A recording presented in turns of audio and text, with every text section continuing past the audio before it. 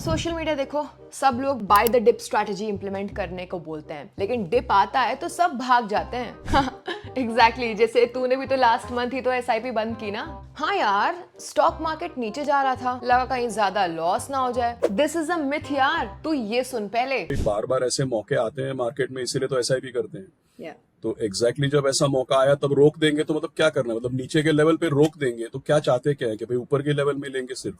तब तो बहुत बुरा रिजल्ट मिलेगा। सुना आपने, लेकिन फिर भी अप्रैल 2025 में 1.36 करोड़ एसआईपी अकाउंट्स क्लोज हुए, जबकि सिर्फ 46.01 लाख नए अकाउंट्स ओपन हुए। इससे एसआईपी स्टॉपेज रेशियो 300% तक पहुंच गया। मतलब हर नए एसआईपी अकाउंट खुलने पे 3 एसआईपी अकाउंट्स बंद हुए। बट मार्च 2025 में तो ये रेशियो 128% था। तो ये जंप क्यों हुआ? पिछले 6 मंथ्स में इकोनॉमिक अनसर्टेनिटी के कारण कई इक्विटी म्यूचुअल फंड स्कीम्स ने वीक परफॉर्मेंस दी है, लेकिन फिर भी अप्रैल 2025 में 26,632 करोड़ रुपीस का एसआईपी इनफ्लो हुआ, जो कि मार्च की 25,926 करोड़ से 3% ज्यादा है। अगर इतने एसआईपी अकाउंट्स बंद हुए तो इक्विटी फंड्स में इनफ्लोस कैसे बढ़े? तो एसआईपी स्टॉपेज रेशियो में वो अकाउंट्स भी काउंट होते हैं जो टर्म कंप्लीट होकर मैच्योर हो गए हो। साथ ही कई इन्वेस्टर्स अपने पोर्टफोलियो को रीबैलेंस करते हैं, मतलब एक इक्विटी म्यूचुअल फंड स्कीम में एसआईपी बंद करके किसी दूसरी स्कीम में नई एसआईपी शुरू करते हैं। यानी हाई एसआईपी स्टॉपेज रेशियो का मतलब सिर्फ ये नहीं होगा कि लोग पैनिक में एसआईपी एग्जिट कर रहे हैं। तो क्या एसआईपी कंटिन्यू करनी चाहिए? हाँ, क्योंकि फॉलिंग स्टॉक मार्केट्स में आपको सेम अमाउंट में ज्यादा इक्विटी म्यूचुअल फंड यूनिट्स मिलते हैं। मान लीजिए आप एक इक्विटी म्यूचुअल फंड स्कीम में हर महीने 5,000 रुपए इन्वेस्ट कर रहे हो एसआईपी के थ्रू। 1 साल तक, पूरे साल में इक्विटी फंड का नेट एसेट वैल्यू एनएवी हर महीने फ्लक्चुएट होता है। आपने 1 साल में टोटल 60,000 रुपीज इन्वेस्ट किए, 5,000 हर मंथ, और इसके बदले 1,224 यूनिट्स एक्यूमुलेट की। अब सोचिए अगर आपने जनवरी में 60,000 रुपए एक साथ इन्वेस्ट किया होता जब एनएवी 50 था, तो सिर्फ 1200 यूनिट्स ही मिलती, 1224 यूनिट्स की जगह। तो एक गिरते मार्केट में आप ज्यादा म्यूचुअल फंड यूनिट्स एक्यूमुलेट कर सकते हो। और याद रहे, अगर आप भी मार्केट वोलेटिलिटी की वजह से एसआईपी बंद करने का सोच रहे हो तो ऐसा मत करो,